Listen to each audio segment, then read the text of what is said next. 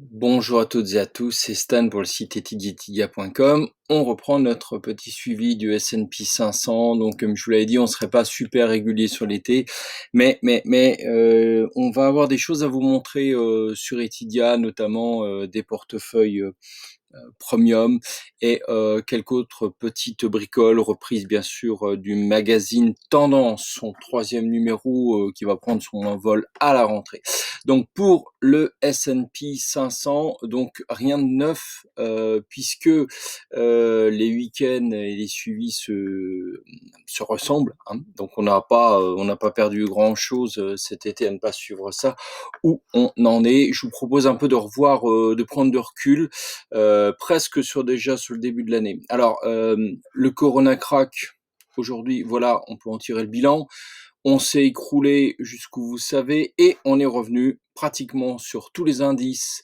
Je dis pratiquement, on va mettre quelques nuances sur les plus hauts, c'est-à-dire qu'on a fait V-bottom et maintenant, maintenant tout reste possible dans tous les sens si j'en crois le suivi de tendance pur sucre.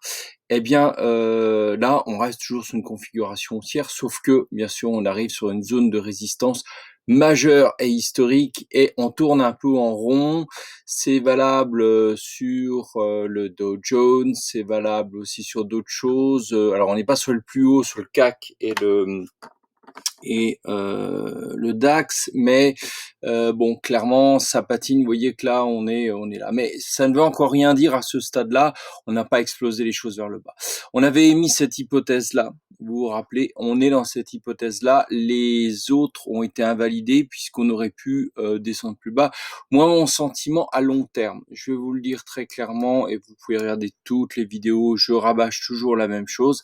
On va se mettre en weekly et on va prendre énormément de recul. Donc, je vais adapter à mort ce graphique et je vais reprendre le début de tout ce cycle qui remonte, souvenez-vous, euh, à 11 ans en arrière. Ça débute ici, 2009, et tout ce que vous savez de ce qui s'est passé entre-temps. On voit bien Trump, sa forte accélération, sauf que là maintenant, on a enfoncé avec le coronavirus très fort les choses, comme c'était le cas en décembre 2018, vous voyez. Donc là, on a quand même deux incursions. Ça pourrait être un accident statistique, je veux bien, mais là, à un moment donné, il va falloir quand même corriger 10 années de façon majeure. Donc, on dit, on corrige 3 fois plus vite que la montée, donc logiquement, on devrait avoir 3 années de descente, c'est-à-dire de 2021 à 2024. Vous voyez, ce cycle, ce serait assez cohérent.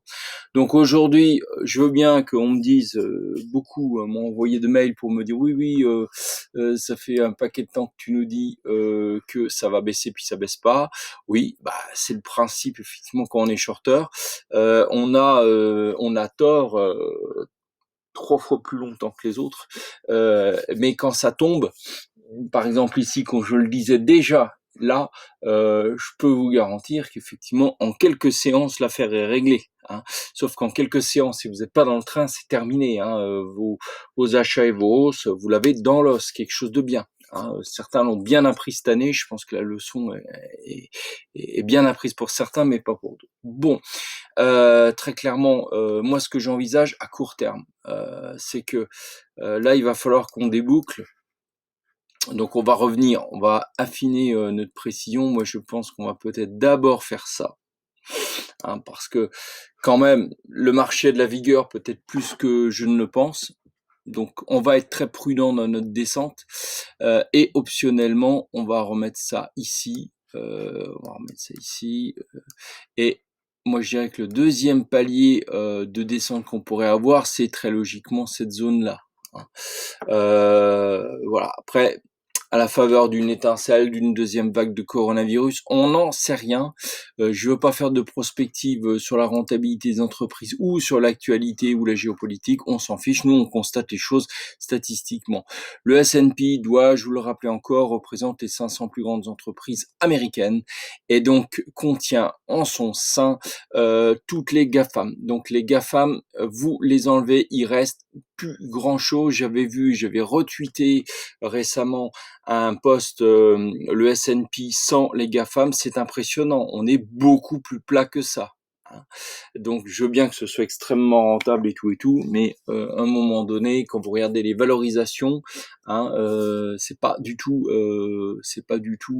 sain. Donc moi, je pense que statistiquement, on va revenir là-dessus, c'est quasiment immanquable. Peut-être à la faveur d'une fin d'année catastrophique comme c'était en 2018, à voir. En tout cas, moi, je maintiens mes positions acheteuses.